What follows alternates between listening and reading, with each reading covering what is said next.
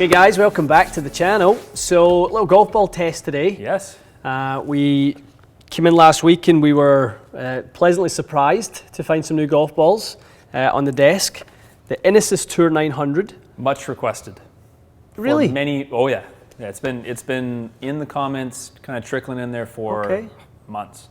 The first time I saw it was on Golf Sidekick's channel. Yeah. Also players, I forgot to mention, I'm also using the Inesis golf balls, the Inesis Tour 900s. I know he likes that one quite a bit. Price point for the golf ball, is it a little bit cheaper than some of the other direct Should be, yeah. consumer? We'll need to double, I'll put it up on the screen. Yeah. It's definitely in a really good price category. And obviously that being the competitive advantage of 100%. these direct-to-consumer products Yeah. is obviously the reduced cost for similar performance. Yes. And you know, how would you say the testing has gone? Because we've done a lot of this recently. We have, yeah. We have. Vice, and we've been back into doing some Snell. I think it's been, for me, it's been a relief to see that people have options to play a ball. Again, there's trade-offs, right? I know there's trade-offs, but it was a relief to say, you don't literally have to say, I can't perform the way that I could if I was able to afford a Pro V1. That's not true. So I think in that sense, it's really good. Like, you can get a ball for half the price that does perform. Is it as consistent? Maybe not. But a person doesn't have to go, I'll never be that good of a player because I can't afford Pro V1s. You really do wonder if this direct-to-consumer golf ball emerging market is going to drive the established companies to improve their middle range golf balls material-wise. Obviously, we know that with the cost of cast urethane, we know the cost of the materials they use on the inside and things like that.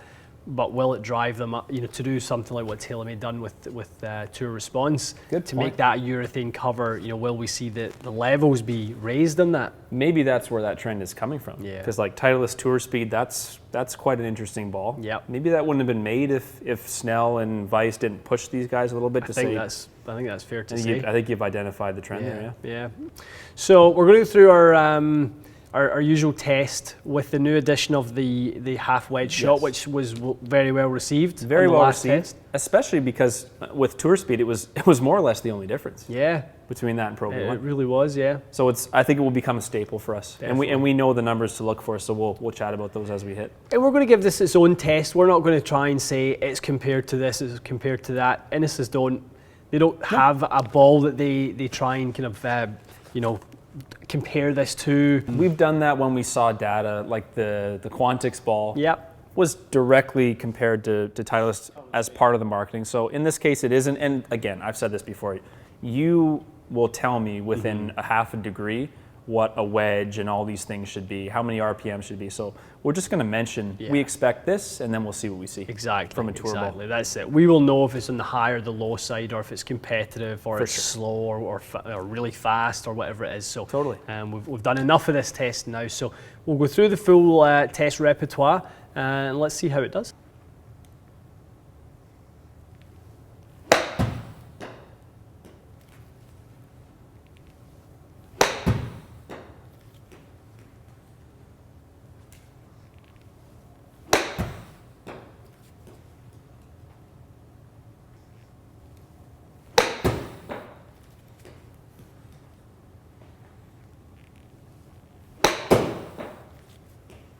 Do it.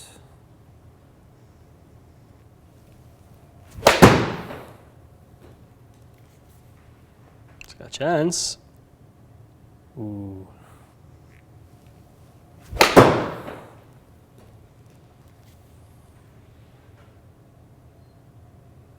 Very nice, Matty boy. How they feeling? Feel really good. Yeah.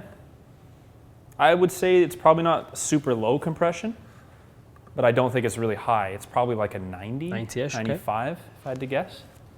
Cover feels pretty soft though, which is nice.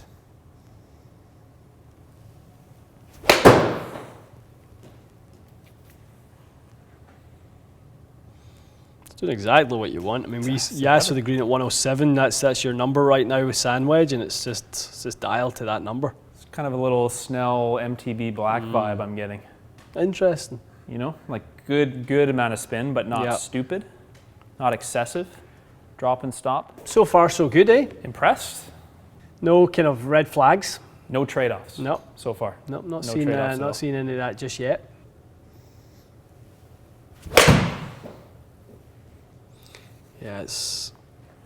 Yeah, it wants to rise. Wants to spin in the mid 6s at least. Mm-hmm. I mean, it really wants to climb, doesn't it? It really is. That's the best swing I made. 68.01. Wow.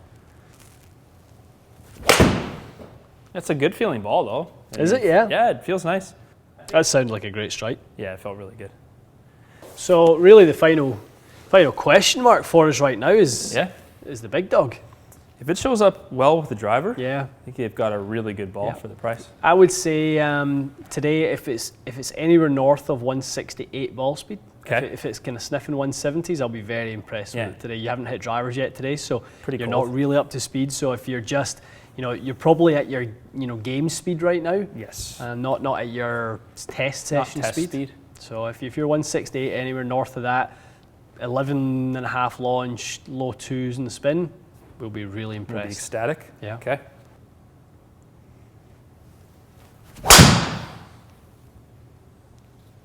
That's what you asked for there, I think. Good flight. Ooh. Really good flight. I can definitely hear the compression now with the driver. I can hear that it's a little bit on the firmer side. So 169, 13, 2200.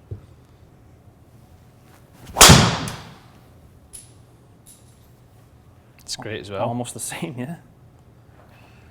Inesis here. How are your stock levels, Inesis? I hope you guys have a warehouse full. Well, those numbers there, Matty, were kind of what we had probably talked it up as if it could be north of 168, if it was around 11, 12 degrees, if it was in the low 2s, it would be a good ball off the driver. There you go. It's a good ball off the driver. Feels good, flies nice. It's not a negative. It's the feature of the ball is that it's higher spinning in the mid-irons. Yeah. But it's not higher spinning on the driver. Yeah. And it's not super spinning on the wedges. It's just good on the wedges, like exactly what you'd want. Just a little extra kind of flight to your mid-irons. Yeah. Not a bad thing. Definitely not. Definitely not. So I think we are. I think we're seeing something with these golf balls that there are some great options, and you made such a great point there off camera about regardless of where you're located in the world, whether you're based in the UK and you want to go with a seed route, or maybe I think these guys based in France, or they're produced certainly in France. Yeah. And very available in Asia also. Yep. So we saw comments for Snell and things like that. I saw, oh, great ball, I can't get them to the UK, or I need to pay VAT in the UK. Right. Anything you recommend. So when seed comes in, can't wait to do that, because then maybe that's the one if you're in the UK. Yeah. Because the reality is, if it's direct to consumer, if they can't service your area with the right shipping cost, the cost starts to become no good, and you might as well go buy from the shop. So I'd love to see, by the time we're not done, but by the time we have a full wrap up of these, no matter where you are in the world, we can pretty much say direct to consumer, pick that one, it'll ship to you fast, it'll be a good price. Yeah. I mean, performance wise, this is probably what the golf industry's has been waiting on for a little while. Agree. And I think the message has to come from us, and our responsibility is that price point is no longer the reason why you shouldn't play a golf ball with premium materials, because every golfer should play a golf ball with premium materials. Yes. Premium being urethane cover, right? Premium being, a construction that is designed to give you feel and speed and performance. Multi-layer. Absolutely, right? Absolutely. So, all these different golf balls have their own attributes, but they're all very, very good. I can't think of really one we've tested that we thought was really kind of okay. Leave that one alone. Don't bother. It's very true. I like that now you can make the decision on the premium price ones, and not to pick on Titleist, but again, we say it, they're the gold standard. They are the gold standard. There's a reason that is worth it for some players, but you can't just say, I can't afford a premium ball anymore, because it's just not true. Yeah. You may not be able to afford the most consistent ball or the best manufactured ball, for argument's sake, but you can certainly get urethane and multi-piece and delivered to your door for a decent amount of money. It's probably, how close do you think this is to the stock shaft, aftermarket shaft conversation? Because, the materials that go into stock shafts are not bad materials, but they are not going to go through the same quality control process. You're not going to source the best parts you can find, because they cost money. Agreed. That's just the nature of that sort of thing.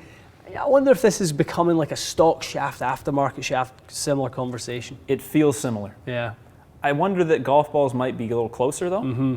Like I do think they can get closer, and it's different though because it's fitting in both cases. Yeah. You're right about that. Yeah. Because technically speaking, there's nothing wrong with this ball. No. You wouldn't fit it to someone who spins their irons too much though. Definitely. Somebody who's a little bit wipey on the irons and kind of cuts it up a little bit is not going to enjoy seeing, 7-iron swing spin rates in the mid-7 to maybe even 8,000. And so then the issue, not to pick on them, is they don't have the same tour ball but lower spin on the mid-irons. No.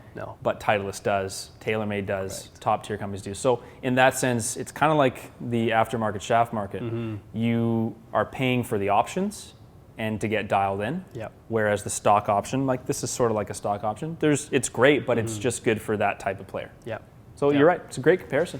Interesting stuff. Well, guys, there's loads of options out there, and sort of certainly, if you haven't ever sort of been out and found the ball for you, I think it's worth trying a bunch of these golf balls. They do trial packs. They order a dozen here or there, and it's well worth trying. We'd love to hear how you get on with that, and yes, what your sort of feedback is. I think the sort of tools and resources that the major OEMs have at their sort of disposal will always mean that they will make a golf ball to a tighter tolerance. Fair. I would have to emphasize that, and though that comes at a cost because there's people, there's machinery, there's money spent that goes in that. But if you're really not as fussed on kind of making sure that your golf ball is every single one is balanced and has exactly the features that you want, it might be worth saving half the price. Versus not doing it at all. Yeah, versus not doing it at all. I can only afford the Surlyn cover ball from a given company. Yeah, you don't do that. Not anymore. Yeah, don't do it. Get this. Sure, you trade off a bit of the consistency, fine. But you're going to get a way better. You'll probably shoot lower, guaranteed. Mm-hmm. You'll shoot better. Definitely. Short games will improve. Distance control will improve. Yep. No question. Love it. I think that's great advice. Really good advice. Okay, guys. Not too many golf balls in this category in the direct-to-consumer market left. I think we are excited to get the Seed golf ball in. Other than that, I can't think of many others that I know of that are out there. But maybe, guys, correct us if we're wrong. Yeah. If you know of one and you're playing one that you enjoy, let us know. Maybe leave it in the comments below. We'd love to hear it. Lots more products coming through the door.